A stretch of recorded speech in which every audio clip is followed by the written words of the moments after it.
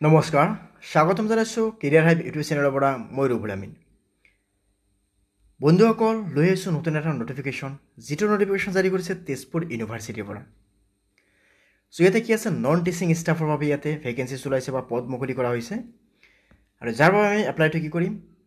অনলাইনত এপ্লাই কৰিম ইয়াতে টোটেল ভেকেঞ্চি আছে 23টা বা 23টা ভেকেঞ্চিজ দিয়া আছে চ' আকৌ আমি এইটো ভিডিঅ'ত সম্পূৰ্ণকৈ জানিম তো ভিডিঅ'টো একেলগে নিশ্চয় চাই থাকিব ইয়াতে কি আছে ৰেজিষ্টাৰ এডমিনিষ্ট্ৰেশ্যনৰ বাবে ইয়াতে কিমানটা আছে এটা ভেকেঞ্চিজ আছে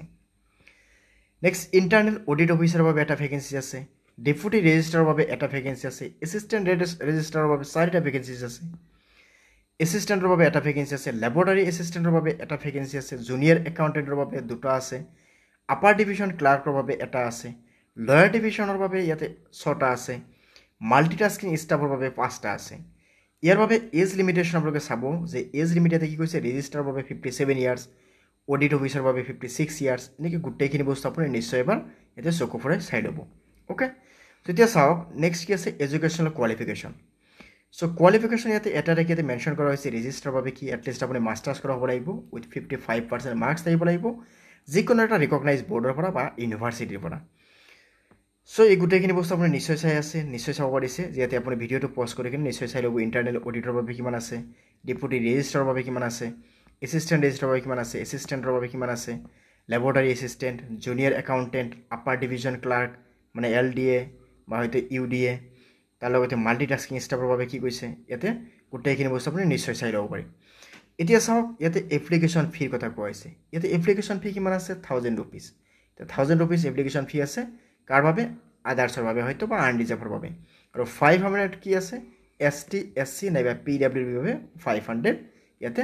কনচিডাৰ কৰা হৈছে চ' 500 পে' কৰিব লাগিব পে'মেণ্ট মেথডটো হ'ব আপোনাৰ through online bank transfer okay so' next চাওক ইয়াতে কি কৈছে একাউণ্ট নেম ইয়াতে দিয়া আছে তেজপুৰ ইউনিভাৰ্চিটি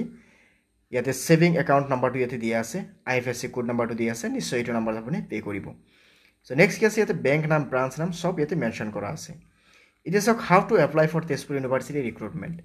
চ' এতিয়া আমি চাবলৈ গ'লে আপুনি অনলাইন এপ্লাই কৰিব লাগিব চ' অনলাইন এপ্লাই কৰিলে প্ৰথমে আপুনি নিজৰ নাম এড্ৰেছখিনি আপুনি তাতে ৰেজিষ্টাৰ কৰিব তাৰপিছত education qualification photo signature upload কৰি কিনে পে'মেণ্ট কৰাৰ পিছতে আপোনাৰ ফাইনেল ছাবমিশ্যন হ'ব যদি পে'মেণ্টটো কমপ্লিট নহয় তেতিয়াহ'লে কিন্তু আপুনি তাতে ভেলিড এপ্লাই কৰা বুলি আপোনাক মানি লোৱা নহ'ব চ' এতিয়া চাওক কি আছে ষ্টাৰ্টিং ডেট আছে ইয়াৰ বাবে কি 28 মাৰ্চ 2024 আৰু যাৰ লাষ্ট ডেট আছে 5 জুন 2024 অ'কে চ' অনতি পলমে এপ্লাইটো কৰি আপুনি ইয়াৰ বাবে হয়তো প্ৰিপাৰেশ্যন ষ্টাৰ্ট কৰিব আৰু ইয়াৰ লগতে যদি এনেকুৱা ধৰণৰ জব নটিফিকেশ্যন লগতে চৰকাৰী আঁচনি